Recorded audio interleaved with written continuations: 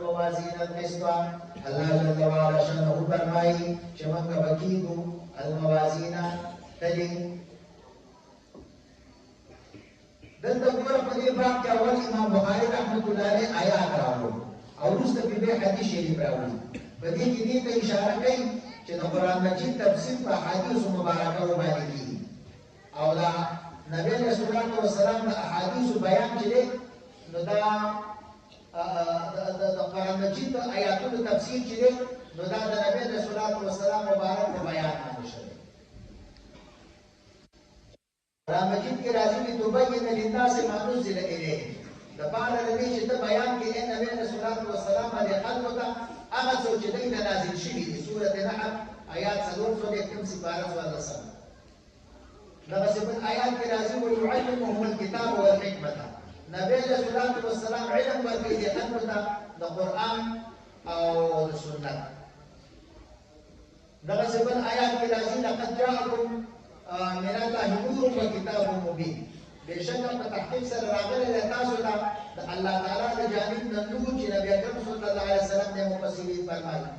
او کتاب مبین او کتاب مبین چې قران عظیم شان دی نو د قران مجید تفسیر په تاسو ته د دې نور نبوي صلی الله علیه وسلم مبارکات واضحه کیږي ان دې مبارک مفسر دی د اشاره دی او د محدث دی او د مبارک په سیرت کې چې کوم دې اسوه حسنه ده د امت لپاره او د مبارک په صحبت کې بل قرآن مجید اسرار چې کوم دې لګا میلایي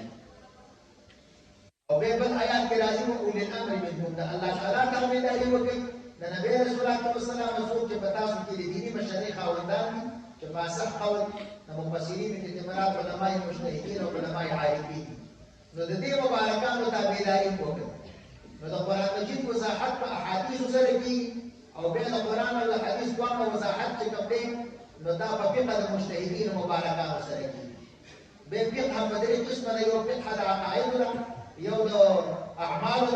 او یو فقه چې کوم دی لکه د باطن د کمالات د عقاید فقه چې دا د علم کلام وي او د اعمال فقه چې دا د مذاهب اربعه چې په جوړ شوي چې زموږ مذهب کې حنفي نو هغه ته چې کوم دی د فقه د مذاهب اربعه او د باطن د کمالات چې کومه فقه هغه ته تصوف ویل دي معرفت النفس ما لها وما عليها امام اعظم رحمت الله علیه وایي چې د نفس منافع او مضرات کې جنبل دي ته فقه ویل دي نو تدبیر توضیح او وغیرہ لیکلي چې په دې کې چې کوم دی لکه علم کلام او تصوف او چې کوم دی فقه عملي دا ټول پکې داخلي نو دغه فقه د ائمه او مجتهدین علیهم الرضوان او دا غو تقلید کول په دغه خبرو کې نو دا بیا د قرآن او د حدیث تشریح امام رباني رحمت الله علیه فرمایي د قرآن او د حدیث هغه معنی معتبرې دي چې اهل سنت په زرګانو موږ ته بیان کړي او امامان مجتهدین رحمهم الله مفسرین او محدثین او فقهای کرام چې دې وراته بیان کړي ځکه هر مبتدع او دوار خپل صاحب فاسد کې د قرآن او حدیث نه استدلال فاسد کوي او هغه معتبر نه معتبر چې کوم دی لکه څه شی دی دغه اهل سنت په زرګانو چې کوم دی تشریح معتبر بعض خلک کوي چې په اصول کې تقلید نشته په فروع کې تقلید شته دا غي مطلب دی نه کیږي دا غي مطلب دا دی چې په اصول او عقاید کې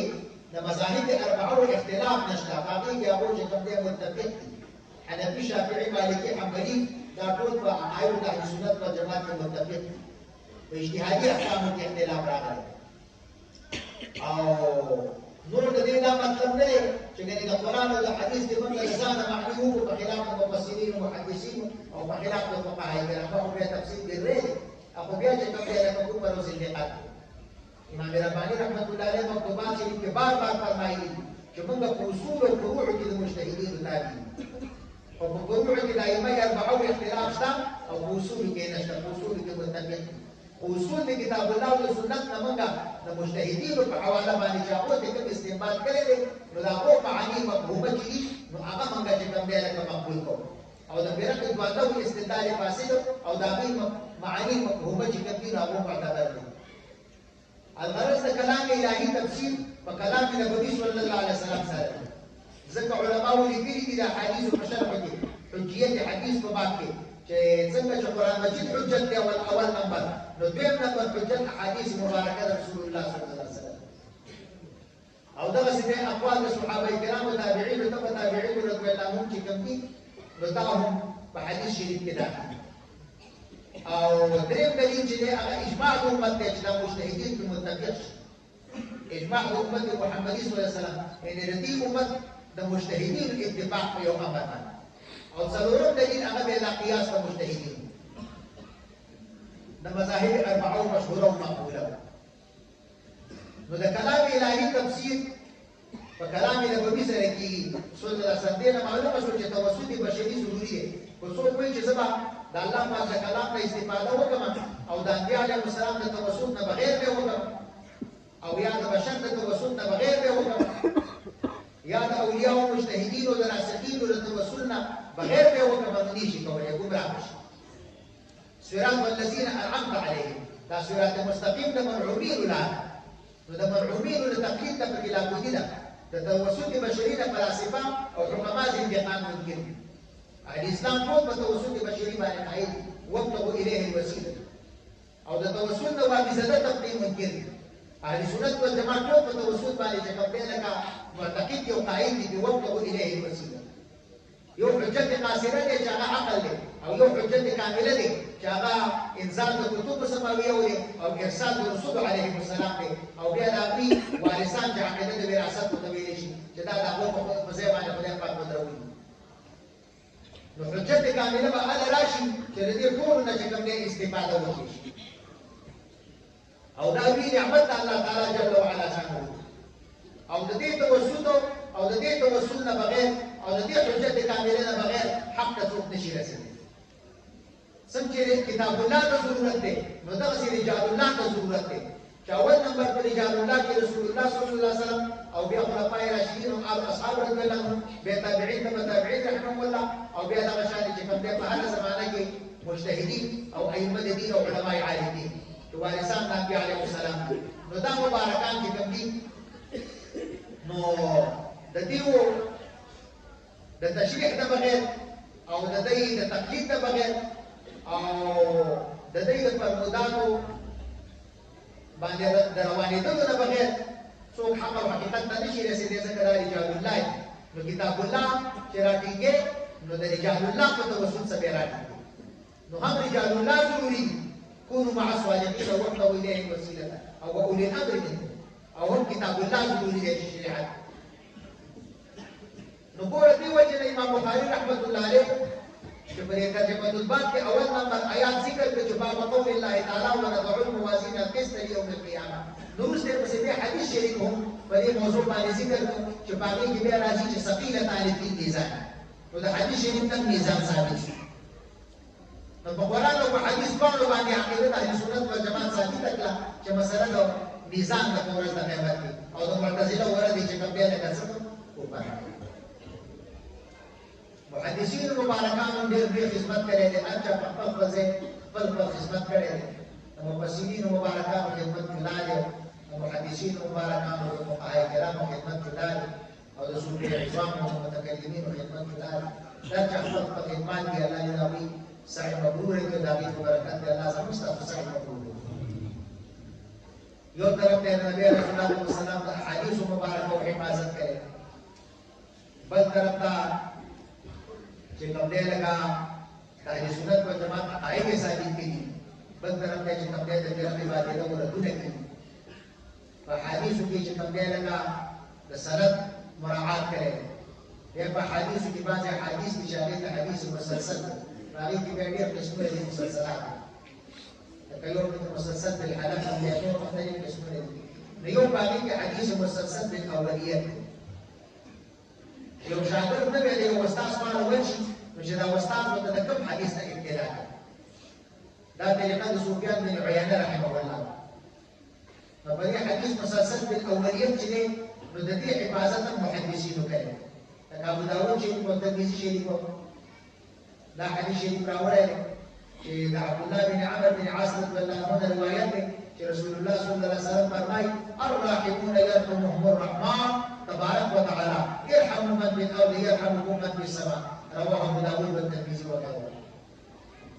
څوک چې رحم کوي په خلکو نو رحم به وکړي په دوی باندې مهربان الله جل جلاله تبارک وتعالى. او او رحم کوي په هغه چا باندې چې مثبته کیږي نو رحم کوي په تاسو باندې هغه ځان چې امر یې ناقص دی په اسمان کې د متشابهات نه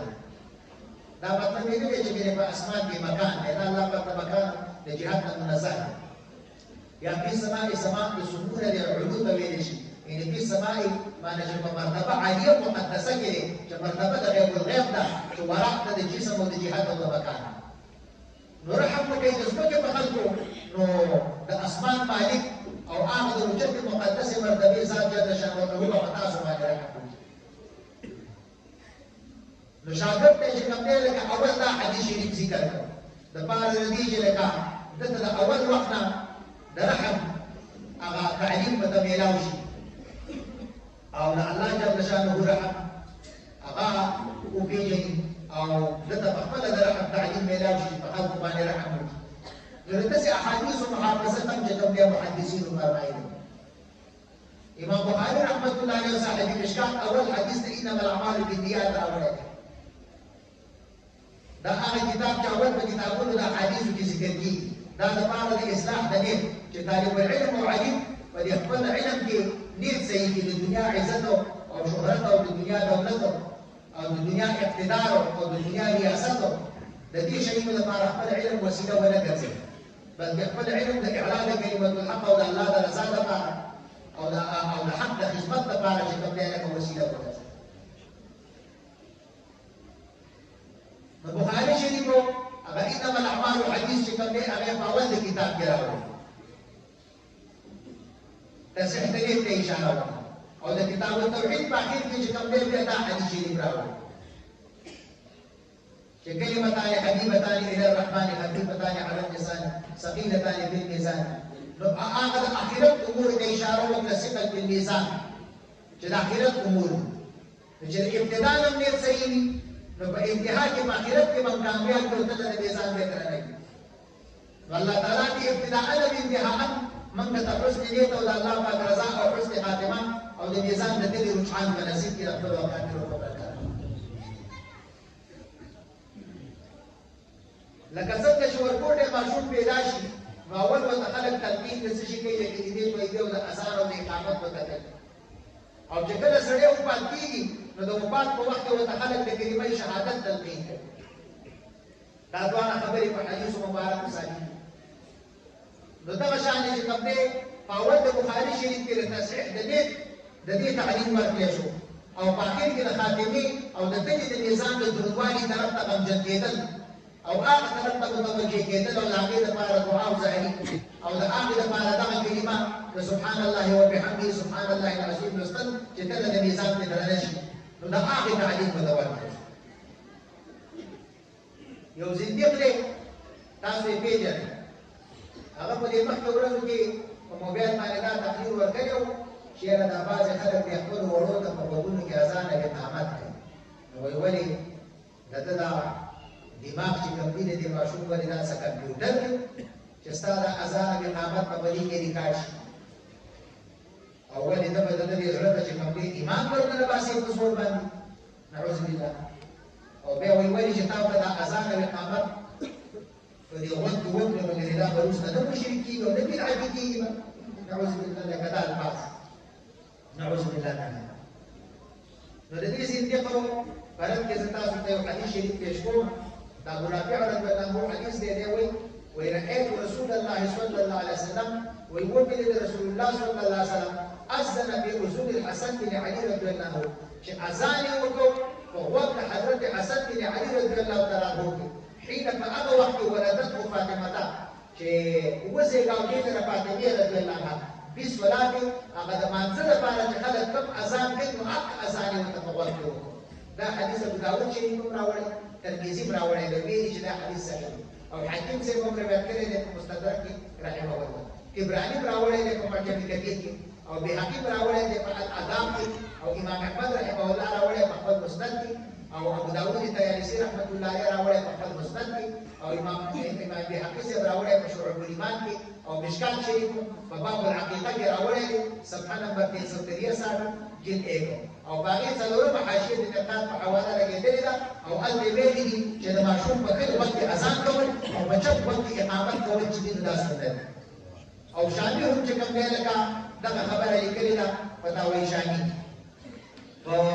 جلد 1 او باب الاذان او صفحه 283 او بیا فرمایي چې لکه وقت يسن الاذان بغیر صلاه کله د مانځنه غیر په نور موقوف اذان سنت ګرځول کېږي یو د هغې نه چې کوم دی اذان کول دي د ماشوم په وخت نو ګوره د کومې خبرې تعلیم چې نبی علیه الصلاة والسلام مبارک ورکړی دی او هغې پسې سړی دا قسم مسخرې کوي نعوذ بالله منها نو الله تعالی جل وعلا شاته وایي د دې حق پسې د دې مسخرو په وجه چې دی یې کوي نو الله دې او د اعوان او حقوق د خدمت الله زنادقه په الحديث او باب زده او جبري زده تبقي او شيعه زده تبقي دا ټول دی الله پاک هلاک او تباہ او برباد او دې څنګه او موږ په تاسو ټول مسلمانانو ته دې خدای پاک نجات کړي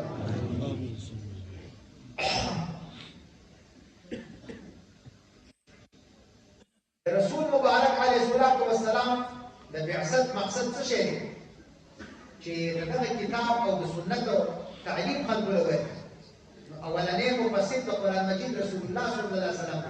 چې د نبی علیه السلام احادیث له یو سړی اعتبار ورنکړي نو ويعلمه الكتاب والحکمة ثمت بل مقصد د رسول مبارک د بعثت دا دی صلی الله علیه وسلم چې ويزکیهم چې هغه د خلکو روحاني صفایي وبرمایي او دا نعمت چې کوم دی د نبی علیه السلام د وارثانو په صحبت او په بیعت کې میلاویږي چې لطایفو او د قلب او د نور لطایفو د عالم امر او د نفس او د عالم صفایي د دې بزرګانو په صحبت او په بیعت او د دې توجه سره کېږي نو دا وارثان د نبی علیه الصلاة والسلام نو نبی علیه الصلاة والسلام خو مبعوث شوی د دې لپاره دی چې تزکیه وکړي او علم د کتاب او د حکمت خلکو له ورکړي نو دغسې د هغه مبارک وارثان چې دي نو هغه د هغه په ځای ودرولې شوي د دې لپاره دي چې هم د خلکو روحاني صفایي وکړي او هم د علم د کتاب او د سنت او د فقاهت چې کوم دی لکه هغه ورته ورکړي هم ظاهري او هم باطني حضرت الامام بابا مبارک رضی الله عنه فرمایي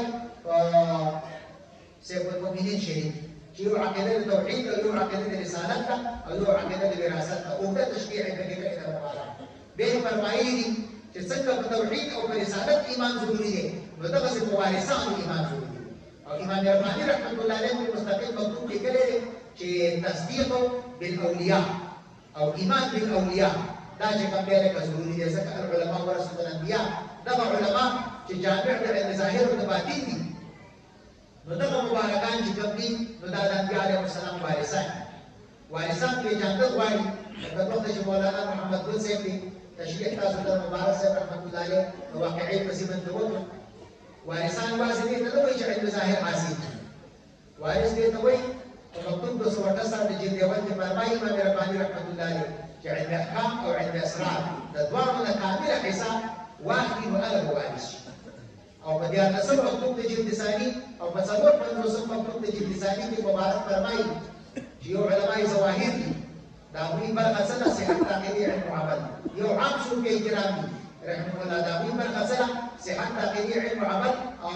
وجه حال علوم معارف او یو علماء راسخين دي چې وارثان د انبیاء علیهم السلام دي نو دا وی برخه څه ده هغه صحت عقیدي علم عمل وجه حال علوم معارف او اسرار دقایق نو وایي دا وارثان او په څلور پنځوسم مکتوب شریف کې فرمایي د دویم جلد چې څلورمه درجه د متابعت د نبي علیه الصلاة والسلام علماء راسخین ته برسېږي دي عالم راسخ څنګه بزرګان لکه مبارک صاحب رحمت الله علیه چې بابا مبارک علیه رضوان په حق کې فرمایل چې د مبارک عالم راسخ او بل مکتوب شریف کې لیکلي چې قدوة العلماء الراسخین او نور ډېر القاب چې مکتوبونو شریفونو کې دي او تقریرا او تفصیلي بیا سیرت شریف کې او حضرت العلماء شریف کې موجود دي نو عالم راسخ دغه ته ویل کېږي چې دا وارث د انبیاء علیهم السلام د وراثت مقام ډېر سخت دی الله دې دغه کاریو په برکت په خپل فضل اول ته موږ تاسو ته د دغه مقام خوشبويي په نصیب کړي سره د دې چې موږ یې اهل یو د فضل و کرم د لارې د عفو او عافیت سره او که چېرته دغه برخه زموږ نه نو د دې مبارکانو د محبینو مرحومینو د مقبولینو رزق لري الله تعالی په دنیا او آخرت کې نه خارجوي د دې د محبینو په سم کې الله پاک راوړي نو مقصد د بعثت رسول صلی الله علیه وسلم دغه دی چې تزکیه هم فرمایي او علم د کتاب او د حکمت خلکو ته ورکړي نو د قرآن مجید دپاره د نبي علیه الصلاة والسلام احادیث مبارکه چې دي نو دا اولنۍ تفسیر. بل په دې بخاري شریف کې مختلف ابواب ذکر شو مخکې